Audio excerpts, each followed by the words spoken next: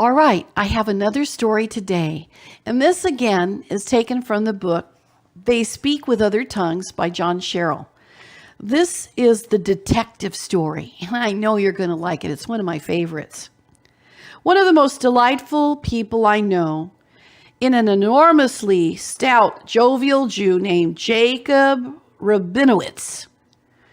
My wife and I were having a sandwich with him one day at a rear table in a New York delicatessen when he said quite unexpectedly, "Have you heard of an Orthodox Jew, a Reformed Jew?" We nodded. "Have you ever heard of a completed Jew?" When we said that we had not, Jacob told us his own story. He was a rabbi, the son of a rabbi, the grandson of a rabbi, and so on back 17 generations. For hundreds of years, the Rabinowitzes had been rabbis of their faith.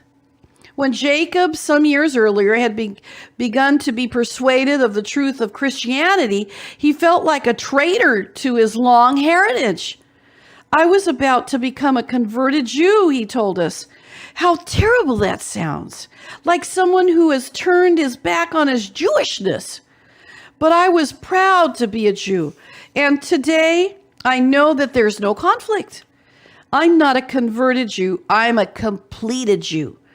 Like Peter, like Paul.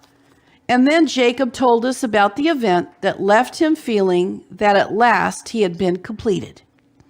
Jacob had been, as he had said, a Christian by conviction, but a guilty one, conscious of a deep split within himself.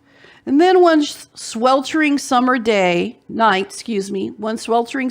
in July of 1960, he was invited by a friend to visit the First Assembly of God in Pasadena, Texas, where a revival was in progress. A little reluctantly, because he was wary of emotionalism, Jacob agreed to go. The service was typically Pentecostal. There were songs and testimonies and hand clapping and at last a sermon. And at the end of his address, the revivalist invited anyone present who had a personal problem to come forward to the altar rail and receive prayers of the congregation. Suddenly, Jacob was seized with a great longing to lay down the burdensome double life that he'd carried so long, to resolve once and for all the conflicts that were within him. He went forward, knelt with some others at the railing, but when the preacher asked him what his special need was, Jacob just remained silent. "That's all right," said the revival leader. "God knows what your needs are better than you know yourself." And turning to the congregation, he requested prayer in the Spirit for Jacob. Several men at once left their seats, came up to stand around the kneeling rabbi. Some stood beside, some behind him. A few laid hands on his head and shoulders, and others simply bowed their heads. And then they began to pray, speaking simultaneously, some in English, others in tongues. And suddenly Jacob raised his head and turned to look behind him. His cheeks were flushed and tear-wet. "That was beautiful," he said. "Which one of you is Jewish?" Nobody answered. "Which one of you knows me? You'll forgive me, I don't recognize you." Still no answer. Now the whole church became very silent. "It came right from here behind me," said Jacob. "Just exactly where you're standing." He said to one of the men, "Are you Jewish?" "Me?" the man smiled.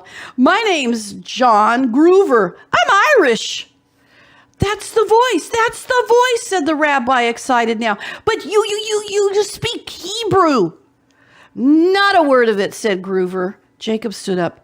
"That's where you're wrong," he said, "because you were speaking Hebrew just now." As Jacob told us the story, his voice filled with emotion.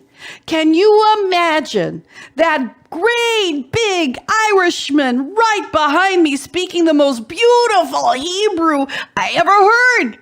Can you imagine an Irishman speaking Hebrew at all? And how did he know my father's name? No one in Texas knew my father, my family.